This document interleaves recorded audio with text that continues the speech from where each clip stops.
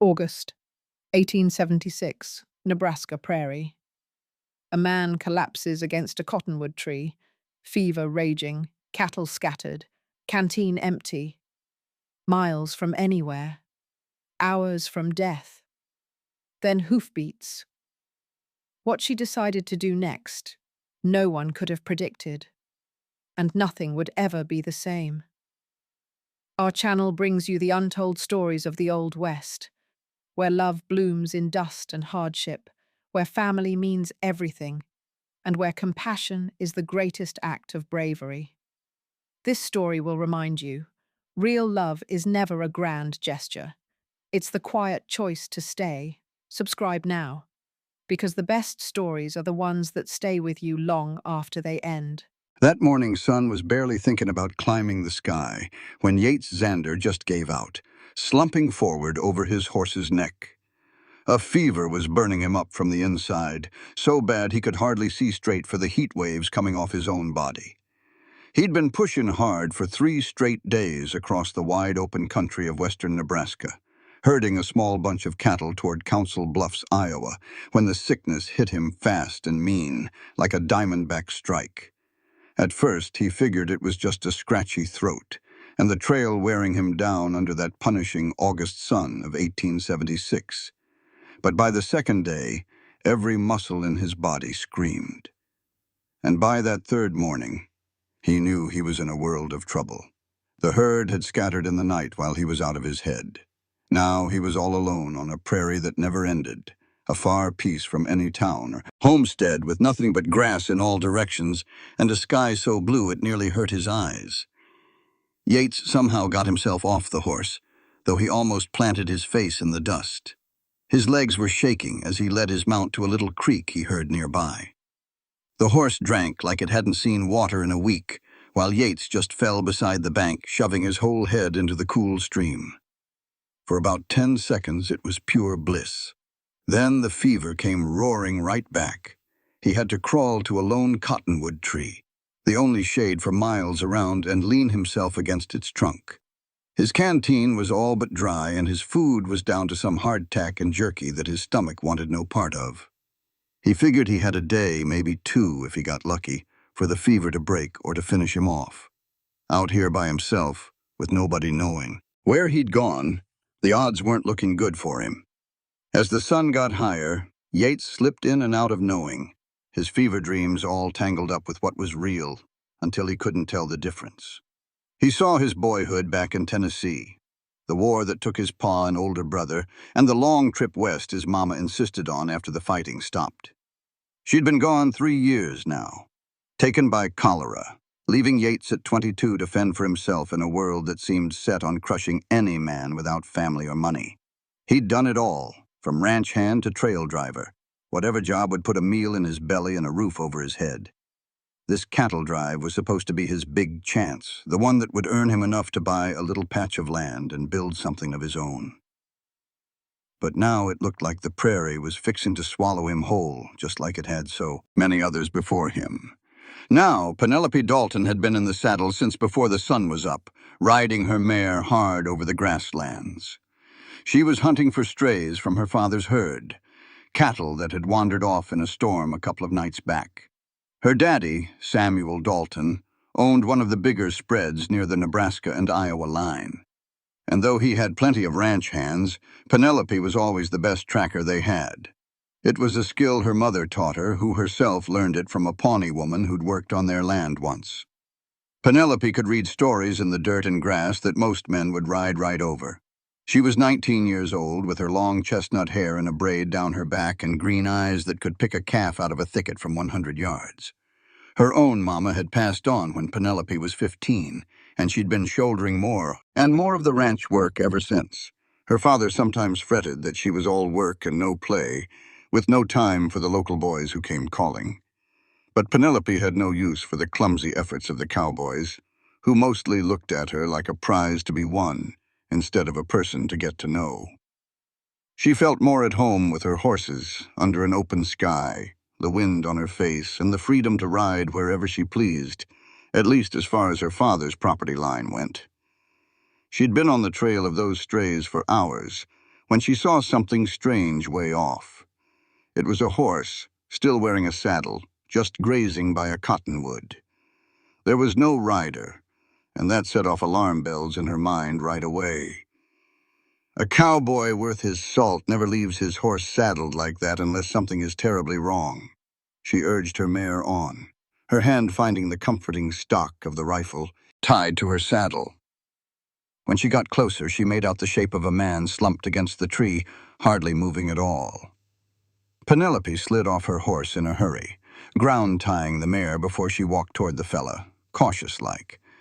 He was young, just a few years older than her, she guessed, with dark hair stuck to his forehead with sweat. His skin looked pale under his sun-darkened tan, and even from a ways back she could see he was shaking. She knelt down beside him and laid the back of her hand on his forehead.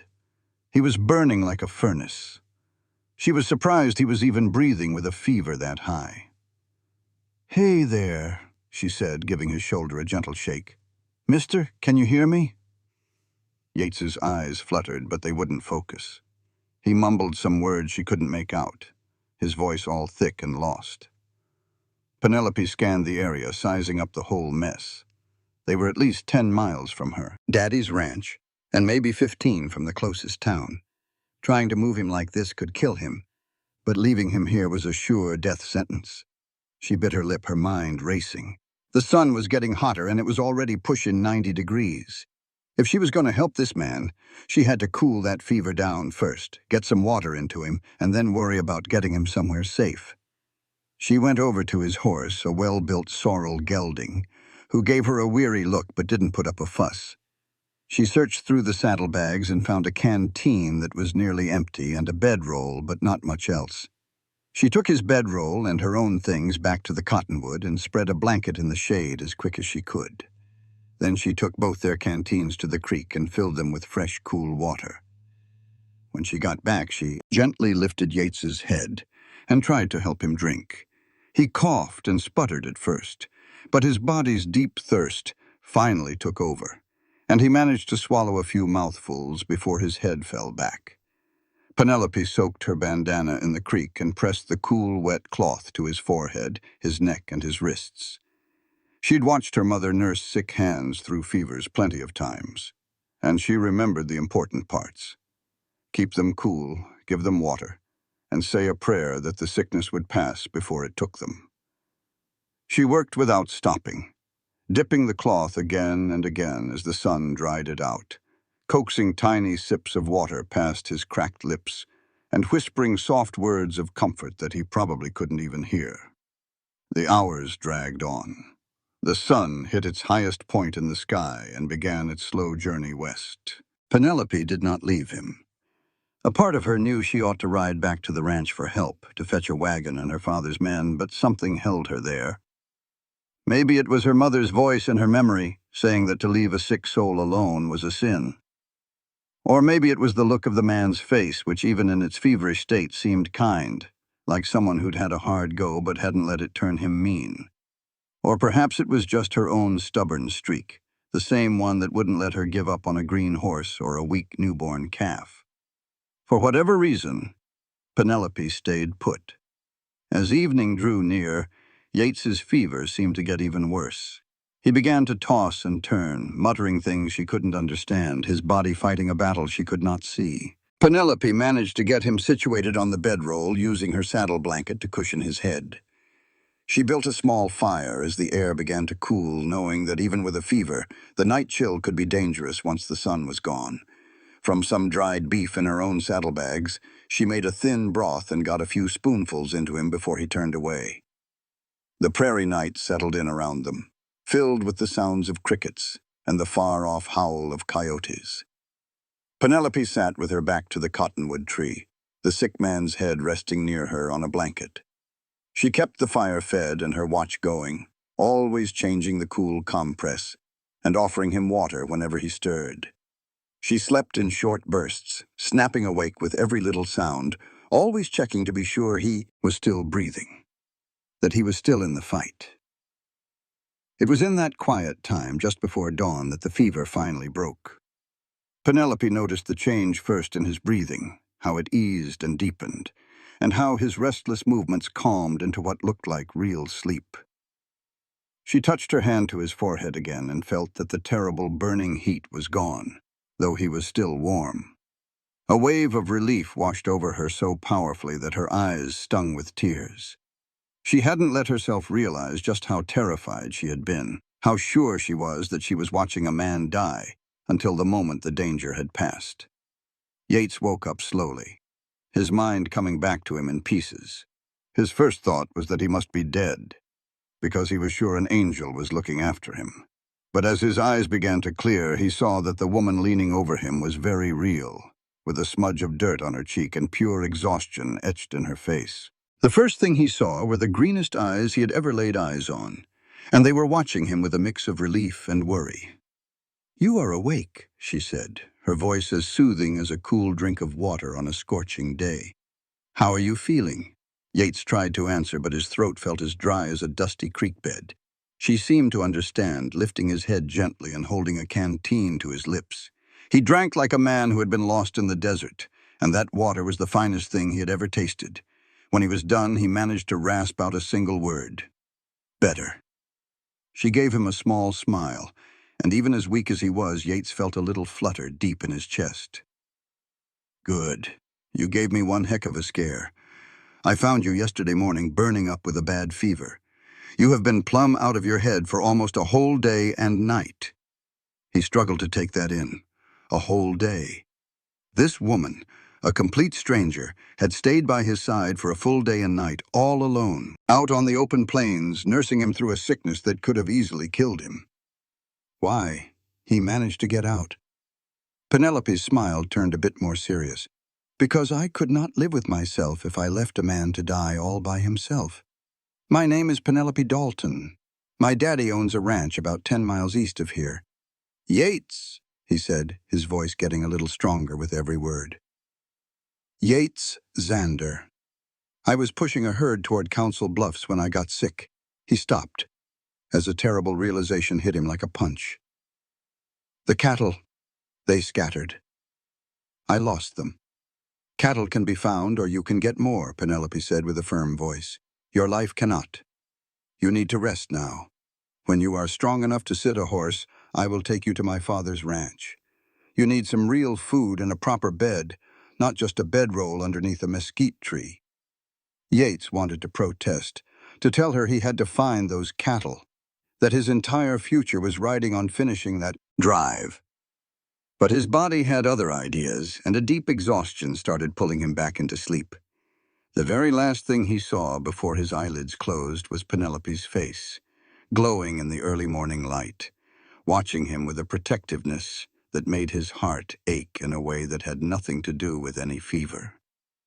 He slept through most of the morning, waking up every so often to find Penelope still there, ready with a sip of water or a little something to eat.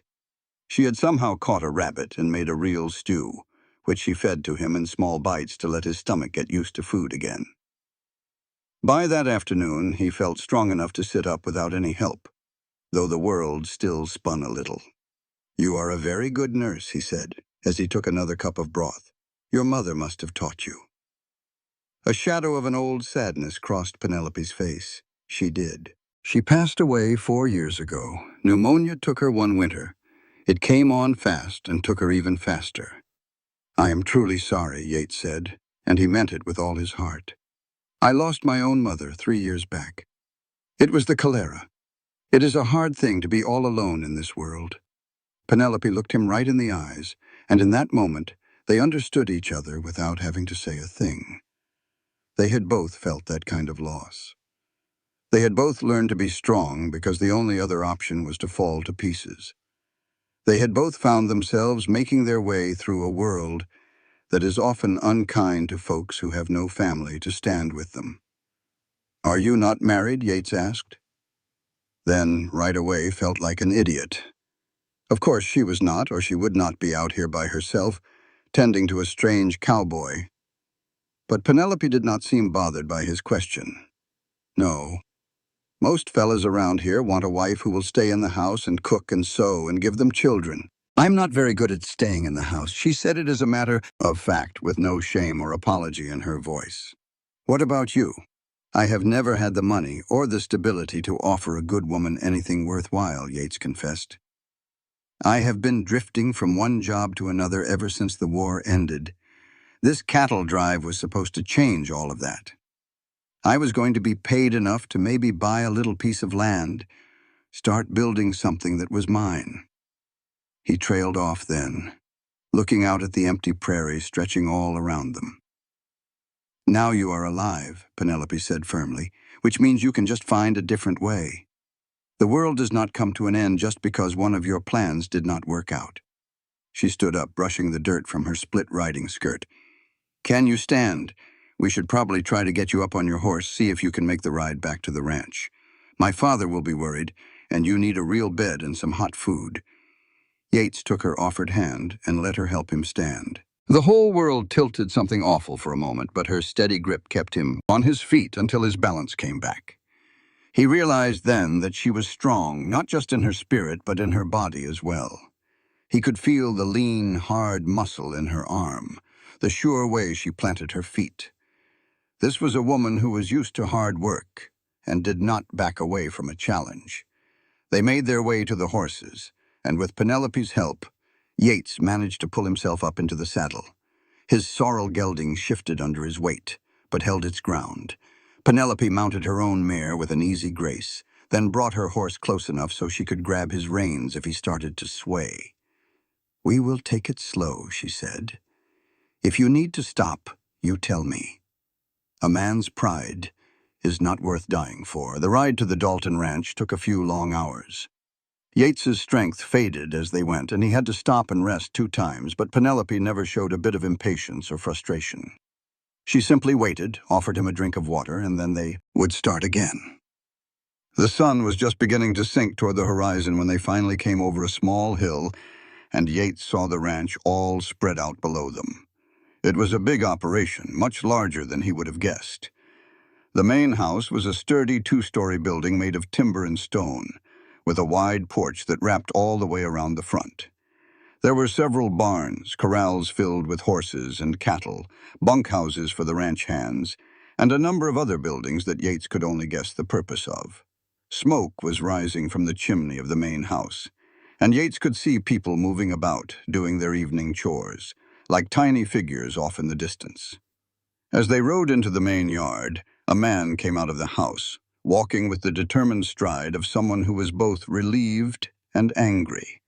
He was a tall, broad-shouldered man with hair that was more gray than brown, and a face that was weathered from decades of sun and wind.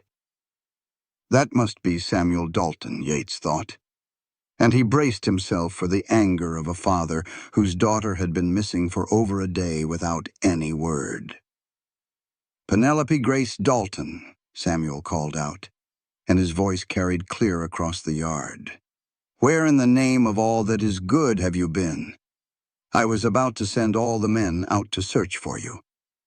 Penelope dismounted and walked toward her father, her chin held high in that stubborn way Yates was already starting to recognize. "I found a man dying of a fever out on the range. I could not just leave him, so I stayed with him and nursed him through it. He is weak, but he is recovering. We need to get him inside, get some proper food in him, and let him rest in a real bed." Samuel's anger disappeared just as quickly as it had shown up, replaced by concern and something that looked a lot like pride. He looked past his daughter at Yates, who was trying his very best to sit straight in the saddle, even though he felt like he might fall right over at any second. "Can you walk, son?" "Yes, sir," Yates said, and he dismounted with more care than grace. His legs were wobbly, but he managed to stay standing through pure stubbornness. Samuel stepped forward, took Yates's arm, and put it over his own shoulders. "You stubborn fool, driving cattle by yourself in this kind of heat. You are lucky my daughter found you. Come on, let us get you inside. Penelope, you tell Maria we are going to need some broth and bread, and make up the guest room." The next couple of hours went by in a haze for Yates. He was settled into a comfortable room on the 2nd floor of the house, helped into a clean nightshirt that must have belonged to Samuel Dalton, and fed warm broth by a stern-faced Mexican woman named Maria, who seemed to be equal parts housekeeper and a member of the family. She fussed over him like a mother hen, muttering in Spanish about silly young men who did not have the sense that God gave a goat. But her hands were gentle when she checked his forehead for a fever and made sure he ate every single drop of the broth she had made. Penelope appeared at the doorway a few times, checking on him with those sharp green eyes. Every single time, Yates felt his heart do a funny little flutter in his chest, a feeling that had nothing to do with being sick and everything to do with the woman who had saved his life. He tried his best to thank her, but she just waved his words away. "Rest," she said, "plain and simple. We can talk when you are stronger." Yates slept soundly that night, the first truly deep sleep he had gotten in days. He woke the next morning to the sun streaming in his window and the wonderful smell of bacon and coffee drifting up from downstairs. His fever had broken for good, and it left him feeling weak but with a clear head. He managed to get into his own clothes, which someone had kindly washed and left folded on a chair, and he made his way downstairs on legs that still felt a bit unsteady. The dining room was a warm and lived-in space with a long table that could have easily seated a dozen people. Samuel Dalton was sitting at the head of the table reading a newspaper and drinking his coffee. Penelope was sitting to his right, already dressed for her day in practical riding clothes, with her hair in that braid he had already gotten used to seeing. Maria came bustling in from the kitchen, carrying a big platter of eggs and bacon, and she was followed by a younger woman with the same dark hair and eyes who had to be her daughter. "Good, you are up," Samuel said, motioning to an empty chair. "Sit down before you fall down. Maria, get this boy some food. He looks like a strong wind would blow him right over. Him a seat." Yates sank down with gratitude, taking the offered plate. The food tasted like a miracle after being laid up for days with fever and a weak heart, and he ate slow, mindful of his tender stomach. While he ate, Samuel asked about his past, his line of work, and what he had planned. Yates told him the straight truth, laying out the story of the cattle drive, the sickness, and the herd he'd lost. Samuel chewed on that for a moment. "Those cattle have a brand, son?" he asked. "Belong to a rancher named Tom Hutchkins. His spread is about 60 miles west of here. He hired me to push them up to the stockyards in Council Bluffs. I was meant to meet his full crew there, but I reckon I've missed that appointment." Samuel gave a slow nod. "Hutchkins is a decent man. I know of him. He won't hold this against you, not when he hears you nearly died in the trying. But you'll need to get word to him. Let him know the situation. The meantime, you ought to stay put and get your strength back. No sense in you wandering back onto the prairie half gone. You can work for me for a spell, get back on your feet, and earn a little something to make up for what you lost." Gratitude swelled up in Yates's chest. "Sir, I'm at a loss for words. That's mighty generous." "It's just practical," Samuel said, cutting him off. "I can always use another good hand, especially one my daughter says has the sense God gave a goose and doesn't abuse his horse." He cast a quick look over at Penelope, who was trying her best to look like butter wouldn't melt in her mouth. "Besides, you owe Penelope your life. The least you can do is stick around long enough for us to see you're fully mended." And just like that, Yates Zander found himself, much to his surprise, a temporary hand on the Dalton ranch. For the first several days, he was only tasked with light chores. He mended tack, helped Maria in her kitchen garden, and handled other small jobs that kept him near the main house. But as his body healed, Samuel started giving him bigger responsibilities. Yates proved he was a capable man, a natural with horses and cattle, who wasn't afraid of hard work and learned fast. He also began spending more and more of his time with Penelope. She had a way of just appearing at his side, whether he was working in the corral or riding out to check on the herd. Their conversations came easy, flowing from one thing to another without effort. She told him what it was like growing up on the ranch, and about her mother passing, and how that had changed everything for her family. He told her about his home in Tennessee, how the war had torn his childhood apart, and about his dream to one day have a piece of land to call his own. Why land? Penelope asked him one afternoon while they were riding along the ranch's northern fence line. Why not just keep on as a hired hand? It's less to worry about, less risk. Yates was silent for a bit, trying to find the right words. Because I want to build something that belongs to me, he finally said. Something nobody can just take from me, or burn to the ground, or tell me I'm not good enough for. It might sound foolish, but I want to know my sweat and blood are going into something solid, something that might even be around after I'm gone. Penelope nodded, taking it in. That's not foolish at all. I know what it's like to want to build something. That's what my father did. It's what my mother helped him do. This whole ranch is what they're leaving behind. Sometimes I wonder what I'll leave. This ranch could be yours, Yates pointed out. Your pa won't be around forever, and you know this place better than anyone. Maybe, Penelope said, but she didn't sound too sure. But plenty of folks believe a woman can't run a ranch by herself. My father has cousins back east who've dropped hints that when he passes, this place ought to go to a man who can handle it right. They don't care that I've been helping run it since I was 15. Hearing that injustice made Yates's blood run hot. He'd seen Penelope in action. She was as capable as any man on that spread, and more so than most. The thought of her being overlooked just because she was a woman felt wrong and downright cruel. Then you'll just have to prove 'em all wrong, he said firmly. You'll have to show them you can run this place better than any man they could ever find. Penelope offered him a smile, and Yates felt that funny little jump in his chest again. I like the way you think, Yates Xander.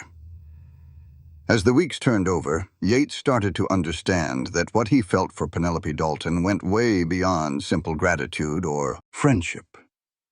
He was falling for her hard and fast, and there was no turning back. It was in the way his spirits lifted just by seeing her. It was in the excuses he made up just to be near her, and how her laughter could make the toughest day feel easy. He loved her grit and her stubborn streak, her deep kindness and her quiet confidence. He loved how she sat a horse like she was born to it, how she could calm a wild colt with a steady hand and a soft voice, and the way she looked out at the prairie, like it was the grandest painting in the world. But Yates also knew the hard truth. He had nothing to give her. He was a wandering man with no property, no money, and no prospects besides the next wage Samuel paid him. Penelope Dalton deserved a man who was already established, someone who could give her the safety and life she was owed. So he kept his feelings locked down tight, buried where they couldn't cause trouble for either of them.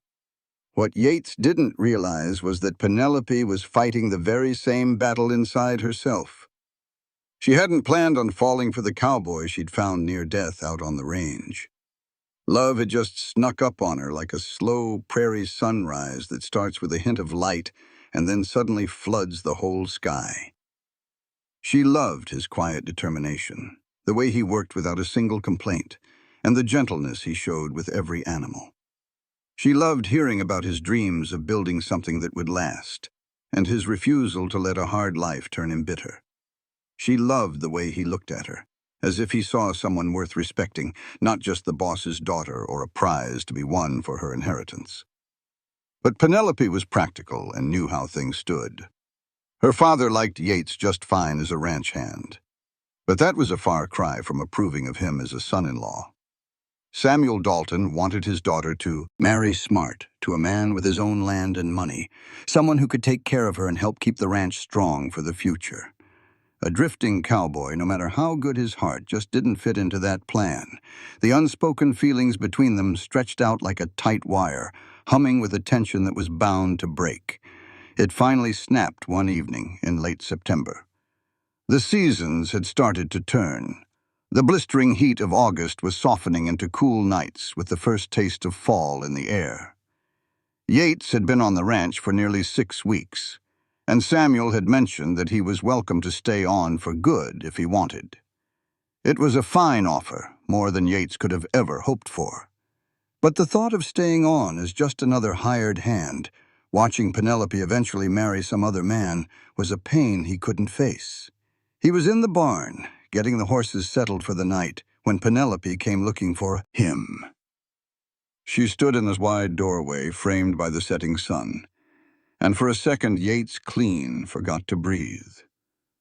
She walked toward him, her face impossible to read in the dim light. "You're planning on leaving," she said. It wasn't a question. It was a statement. Yates put down the brush he was using on his horse and turned to her straight on. "I've been thinking on it. Your father's been more than fair, but I can't be a hired hand forever. I've got to find my own way. Start building that thing I want." "And what is it you want?" Penelope asked, stepping even closer. Yates felt all the walls he'd built around his heart start to shake. "I want land of my own," he said. "A place to build a house, raise some cattle, maybe even a family one day. I want something that's real, something that lasts." "With anyone special?" Penelope's voice was quiet, but her gaze was sharp as a hawk's. Yates knew he should tell a white lie to protect them both from the messiness of his feelings. But standing there with her in the fading light, with her looking at him like he held the one answer she needed to hear, he just couldn't do it. "With you," he said, plain and simple. "To be honest, every single thing I want in this world involves you. But I've got nothing to offer you, Penelope. I'm just a cowboy with empty pockets, no land, and no future beyond my next paycheck. You deserve a whole lot more than that." Penelope closed the last bit of space between them and raised a hand to touch his cheek, so gentle it made his heart ache. "You really are a fool, Yates Zander," she whispered. "Do you honestly think I care about money or land? I've got land. I know how to work a ranch. What I don't have is a partner. Someone who sees what I can do and respects it, who doesn't want to turn me into some proper lady I'm not. What I don't have is someone who makes me feel like my heart is about to beat right out of my chest just by walking into a room. What I don't have is you." Yates just stared at her, not daring to believe the words he was hearing. "Penelope, I can't ask you to throw away your home, your inheritance, for a man who's got nothing but dreams." "You're not asking." Penelope's voice was strong and sure. "I'm offering. I love you, Yates. I think I've loved you since you looked at me with those feverish eyes and put your trust in me to save you. I've loved you every day since then, watching you work and dream and just be so decent to every person and animal you meet. I don't give a damn if you have land or money. We can get those things together. What I can't do is build a life with a man I don't love, no matter how many acres he owns." Yates felt something inside his chest just break wide open, letting loose a flood of emotion he'd been holding back for weeks. Yates pulled Penelope into his arms, clutching her as if she were the most precious treasure on earth. Because to him, she was. "I love you," he murmured into her hair. "Lord have mercy. I love you more than I ever figured a man could love a woman." Penelope leaned her head back and Yates met her lips. This was not some shy first kiss. It was a bold statement, a solemn vow, a claiming of her heart. She answered him with the same fire, her fingers weaving through his hair, and her body fitting perfectly against his. When they finally pulled away for air, Penelope was grinning in a way that made Yates want to start all over again. "So what comes next?" he asked. "I reckon your father will not be too pleased about his daughter falling for a simple ranch hand." Penelope's smile got a little devious. "In that case, we will just have to persuade him that you are more than a ranch hand, that you are a man with vision and ambition, and the strength to help build something truly special. You just leave my daddy to me." Getting Samuel Dalton on their side turned out to be less of a battle than either had braced for, though it had its share of tense moments. When Penelope declared at supper the following evening that she and Yates were in love and planned to be married, Samuel's face cycled through a few shades of surprise. He took a long minute to look from his daughter to Yates and then back to his daughter again. "You are serious about this," he finally stated. "As serious as a heart attack," Penelope answered, her voice steady and sure. Yates is a good man, Daddy. You know that. You have watched him work and seen his character. I love him, and he loves me. I am asking for your blessing, but I'm going to marry him, whether I have it or not." Samuel shifted his gaze to Yates, who was trying his hardest not to look like he was about to make a run for the door. "And you? What have you got to say for yourself?" Yates drew a deep breath and looked Samuel straight in the eye. "Sir, I am aware that I cannot offer your daughter much when it comes to money or property, but I can give you my word that I will work harder than any man you know to make sure she is happy and cared for. I love her, Mr. Dalton. I will spend the rest of my days trying to be the man she deserves." Samuel was silent for what felt like a lifetime.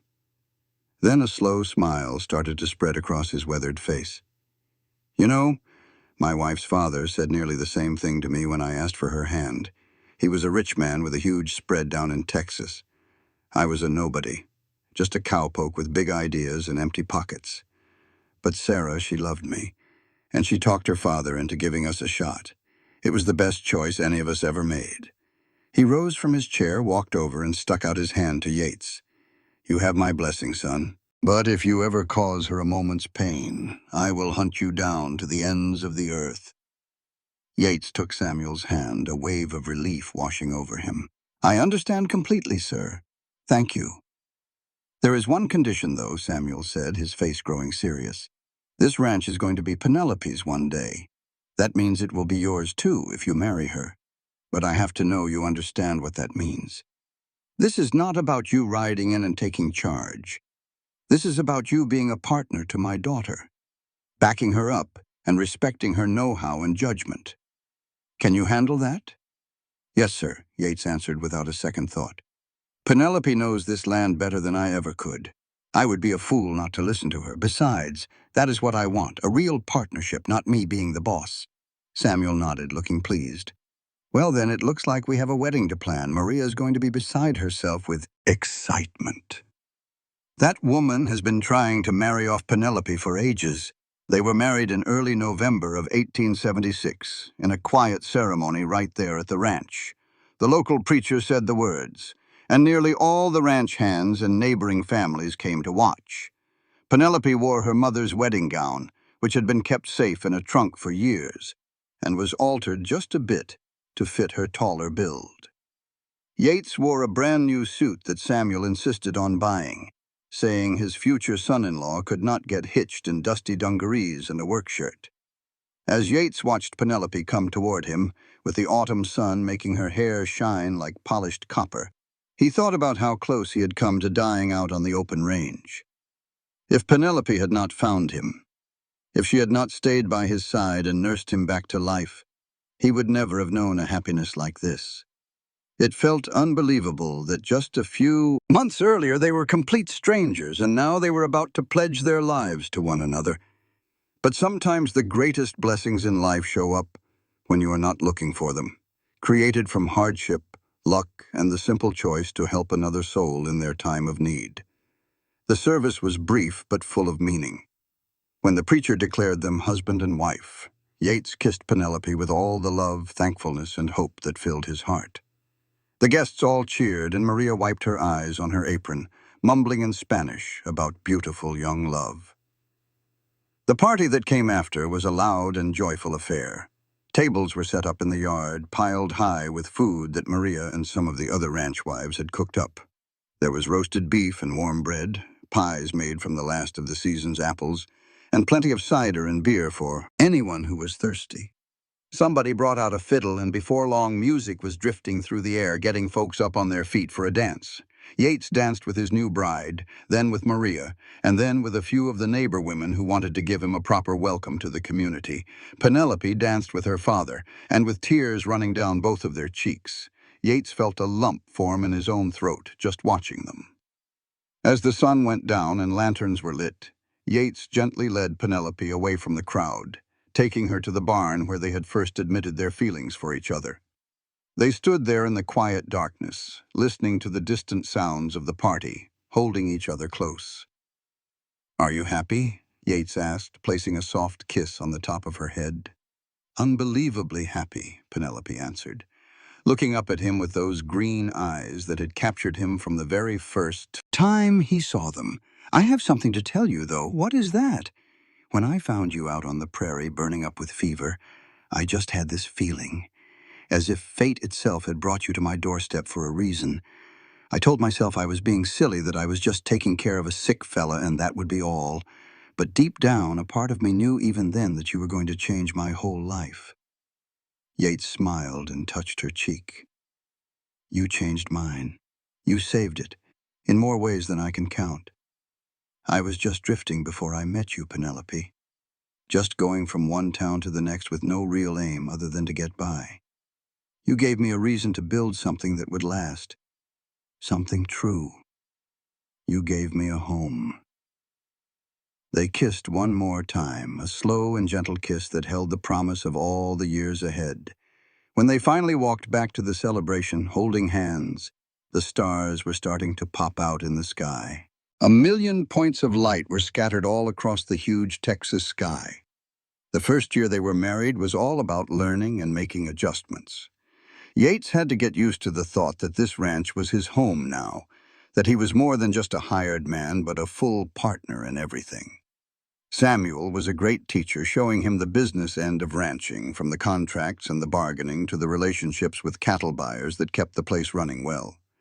Penelope taught him about the land itself, the best spots for grazing, where to find water even in the driest years, which cows were the best mothers, and which ones needed to be separated from the herd. They also learned about each other, all the little private details of being married.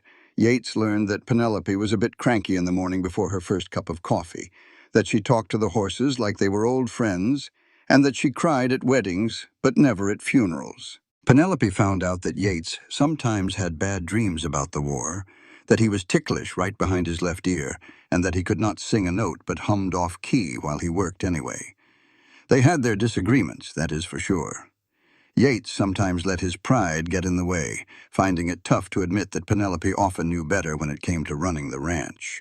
Penelope sometimes had a hard time including him in choices she had been making on her own for years. But they learned to talk things out, to remember they were a team, and that respecting each other was more important than winning an argument. By the spring of 1878, they had settled into a good rhythm. The ranch was doing better than ever under their shared guidance. Yates had shown he was not just a good ranch hand, but also a sharp negotiator and businessman, landing good deals for their cattle and finding new markets. Penelope kept on running the day-to-day work with the same skill and care she always had. Working together, they were building something much bigger than what either of them could have done alone. It was in June of that year that Penelope told Yates she was expecting their first baby. He was in the barn, putting a new shoe on a horse, when she showed up in the doorway with a strange look on her face. He put his tools down right away, worried something was wrong. "What is it?" he asked, walking toward her. "Nothing is wrong," Penelope said. And then she broke into a smile that was both brilliant and a little bit scared. "I am going to have a baby. We are going to have a baby." Yates felt like the wind had been knocked right out of him, but in the best possible way. A child. It was their child. He gathered Penelope into his arms, handling her with the care you would give a delicate treasure. "Are you certain?" he asked. "Well, Maria says all the signs are pointing that way, and she has helped bring half the babies in this county into the world. She is rarely wrong about these things." Penelope leaned back to study his face. "Does this make you happy?" "I know we have not discussed children much, but I truly want this baby, Yates. I want to raise a family right here with you." "Happy does not come close to what I feel," Yates said, his voice thick with emotion. "I am scared to death and overjoyed and so very thankful, all rolled into one.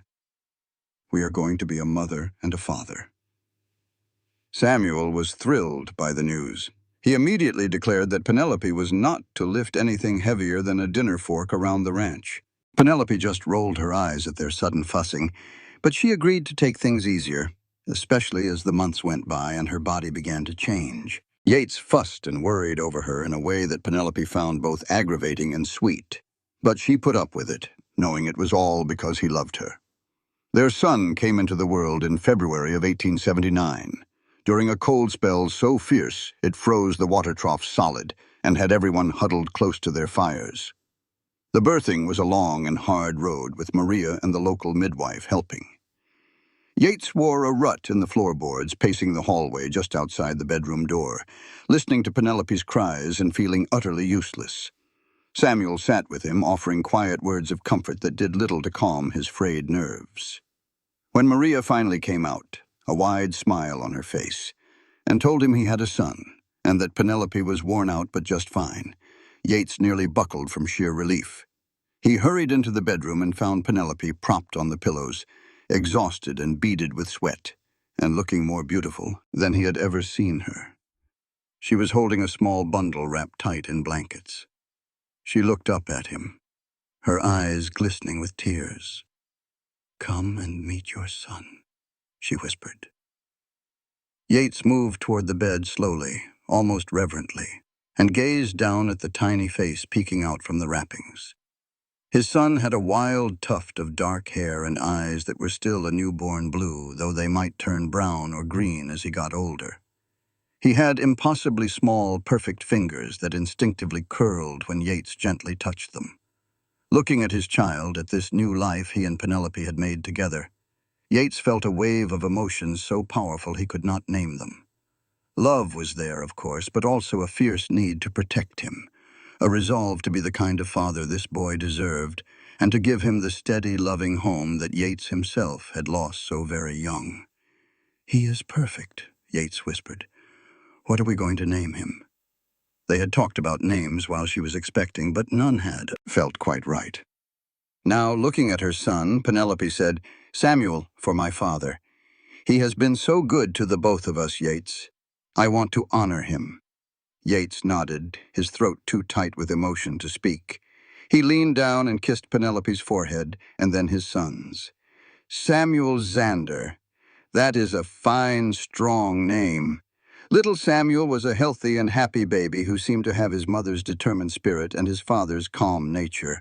As he grew, it was plain to see he also had his mother's green eyes and his father's dark hair, a perfect mix of the two of them. Samuel Dalton absolutely adored his grandson. He spent hours rocking him or just carrying him around the ranch, pointing out the horses and cattle and telling him stories about his own mother when she was a little girl.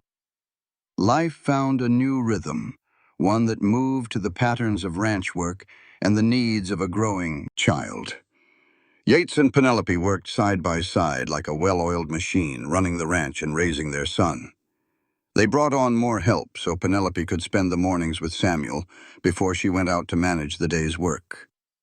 Yates learned how to balance the account books with a sleeping baby cradled in one arm. Maria became like a grandmother to the boy, teaching him songs in Spanish and sneaking him sweet treats when his parents were not looking. As Samuel grew from a baby to a toddler, and then a young boy, the ranch thrived. Yates's name as a fair man and a skilled rancher spread far and wide, and the Dalton Zander Ranch became one of the most respected outfits in the whole territory. When Samuel Dalton passed on peacefully in his sleep in 1885 at the age of 67, it was a sad day but not a shocking one. He had lived to see his grandson grow into a bright and lively 6-year-old boy who loved horses and the open prairie as much as his mother and grandfather always had. He had seen his daughter happy and prosperous, with the ranch safe in the hands of people who loved it and each other. It was, as Yates said at the service, a good life that was lived to the fullest. Penelope mourned her father something fierce, but she found comfort knowing he had been proud of her, and proud of what she and Yates had made together. The ranch officially became theirs, although they had really been running it for years. They kept everything the same, holding to the high standards Samuel had always set, and just kept building on the strong foundation he had laid. More children came along. A daughter they named Rose was born in 1881, and then another son, Daniel, in 1884. Each new baby was a cause for celebration, each child a true blessing. The house was filled with the sound of laughter and the happy commotion of children growing up. Samuel, being the oldest, took his job as big brother very seriously. He watched over his younger brother and sister with a protective streak that reminded Yates so much of Penelope.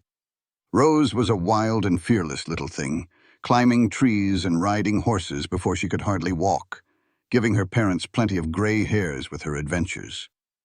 Daniel was the quiet one, more thoughtful, with a special touch for calming animals that even Penelope had to admire. Yates often found his mind wandering back to that day on the open range when he had collapsed from fever, absolutely certain he was going to die alone out in that vast emptiness. He thought about Penelope riding out to find him, staying right by his side through the worst of it, and refusing to just leave him to his fate. That one choice, that simple act of human kindness, had changed the entire course of both their lives. It had given him everything he had ever dared to dream of, and a whole lot more. A home, a family, and a partnership founded on love, respect, and shared dreams. It was a legacy that would surely carry on long after they were both gone. As the years went by, the love between Yates and Penelope only grew deeper. They had faced down droughts and hard winters, sickness in the herd and tight finances, all the usual troubles that life throws at you. But they had faced it all together, and every challenge they overcame just tied them closer. They still worked alongside each other on the ranch, though they now had good foremen and steady ranch hands to handle most of the day-to-day work. They taught their children about the value of hard work, the importance of treating all people and animals with decency, and the need to stand up for what is right, no matter how hard it might be. On their 10th wedding anniversary in November of 1886, Yates took Penelope back to that same cottonwood tree where she had first found him. It was a cold day with winter already settling its grip on the prairie, but the tree was still standing, a lone guard on the wide-open range. They stood together on the very spot where Penelope had watched over him all those years ago, where she had fought for his life, and without knowing it, for the future they would share. "I can still remember how scared I was," Penelope said, leaning against Yates as they looked out across the endless grass. "You were so terribly sick, and I just knew that if the fever did not break, you would die. I just kept thinking that I could not let that happen, that you were meant for something better than dying all alone out on the prairie. I did not know it then, but what you were meant for was me, and for us, and for this whole life we would build together." Yates turned her to face him, gently holding her face in his hands. "You saved my life that day, Penelope. But you did more than that. You gave my life a purpose. Everything that I am, everything that I have, and everything I ever hope to be, it all started because you chose to stay when anyone else would have just ridden on by. I love you more than words can ever say. I will love you until my last day on this earth, and even after, if the good Lord allows it." They kissed right there under the cottonwood tree, the same one that had given them shelter in their darkest time, now standing as a witness to their happiness. The wind blew hard around them, cold and biting, but they were warm in each other's arms, shielded by a love they had built piece by piece, day by day, and choice by choice.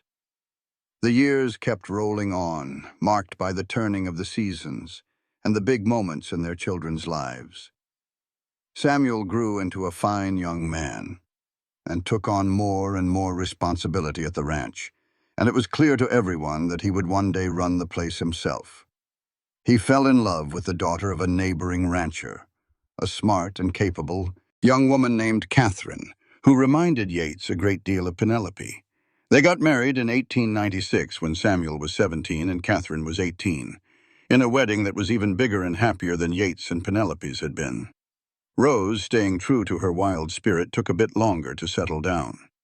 She worked on the ranch right alongside her brothers, refusing to be pushed into the roles people expected of a woman.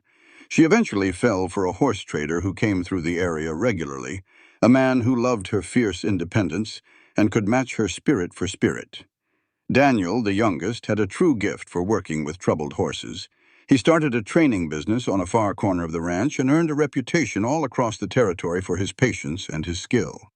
By 1900, Yates and Penelope were grandparents many times over. Imagine a man burning up with fever all alone under the vast Texas sky. That was Yates Zander, a good man down on his luck with nothing but a relentless sun for company. His whole world was shrinking to a patch of shade under a lone cottonwood tree. This is a story about how one small act of kindness in the face of terrible odds can change everything, not just for one person, but for generations to come. It's a reminder that we all have the power to be the person who stops, who helps, and who changes a life forever. Penelope was just out tracking a few stray cattle that day. The heat was a heavy blanket and the prairie seemed to stretch on forever. Then, a small surprise, she saw something out of place. It was Yates, barely conscious, his life slipping away. Taking a different route or giving up on those strays would have been easy. Arriving an hour later would have been too late. But she found him, and in that moment, she faced a choice. Squeezing her hand, Yates would later say he never liked to think about what might have been. The thought of a life without her was just too much to bear. But he always believed they would have found each other one way or another. Penelope knew he was lost, not just out on the range, but in a way that truly mattered. Before her, he was just surviving, moving from one job to the next with no real dream to call his own. She saw a flicker of a future in his feverish eyes. She gave him a reason to fight, a reason to live. She stayed when every bit of common sense told her to ride away. For that choice, to fight for him when the fever raged, he would be grateful for the rest of his days and into eternity. Penelope and Yates Zander saw their family grow well into their golden years, staying busy on the ranch until their bodies told them it was time to slow down. They had the joy of watching their children raise their own families, and then their grandchildren started multiplying. They witnessed a new century roll in, bringing changes to the West they loved. Some changes they understood, but others they quietly mourned. The wide open ranges they knew as kids were now crisscrossed with fences.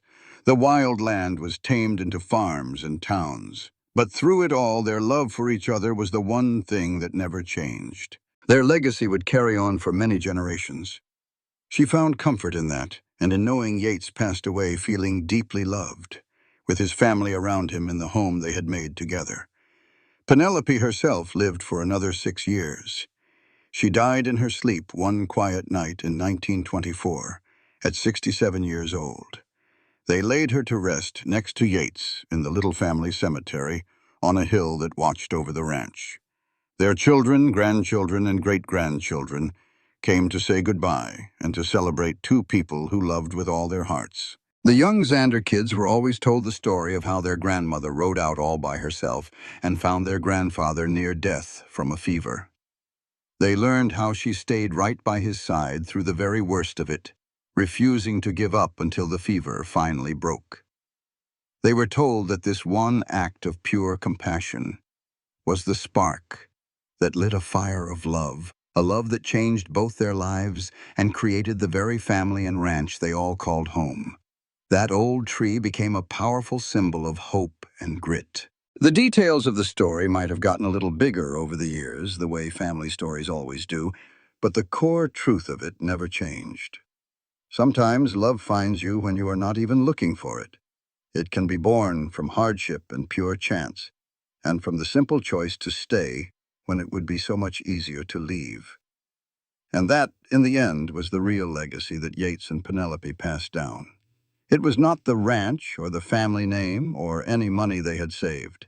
It was the simple truth that choosing to care, to stay, and to fight for another person can change the entire world. For Yates, that moment came when a fever knocked him flat out on the open range, leaving him completely helpless. For Penelope, it came when she made the choice to ride out and stay, to fight for the life of a stranger who would become the center of her world. He was burning up alone on the plains. She rode out and refused to leave until the fever broke. And from that one simple moment, from that crisis met with compassion, a whole new world was created. It was a world filled with love, family, and a lasting legacy. They chose each other, and not just one time at the altar. They chose each other every single day of their lives. Because when the fever came, no matter what form it took, they stayed. They put up a fight. They got through it together. And that, their descendants would say for generations, was the real way to measure love. It was not about big declarations or fancy romantic gestures, though those things had a place.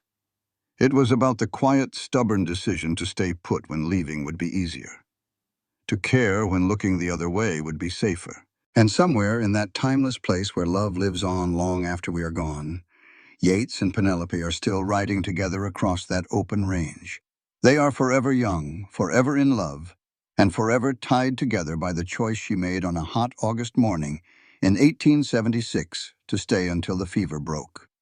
Their story was told again and again, becoming a piece of family history, but it also became something more. It was a reminder to anyone who heard it that at some point, we are all either the person burning with fever or the person who rides out to help. So the story finishes right where it started, out on the open range under that huge prairie sky. It is a story of two people whose paths crossed at just the right second in just the right way. It is about a fever that finally broke and a love that never did. It is about a single choice to stay that sent ripples down through the generations, creating waves of love, family, and legacy that would last as long as the prairie grass grew tall and the wind blew free across the land they both cherished so much. This content was carefully researched, developed, and manually edited by our team to deliver meaningful stories with valuable life lessons. Every narrative is crafted to entertain, inspire, and empower our audience. We believe that great stories can change lives, and we are committed to bringing you content that matters. Thank you for being part of our community.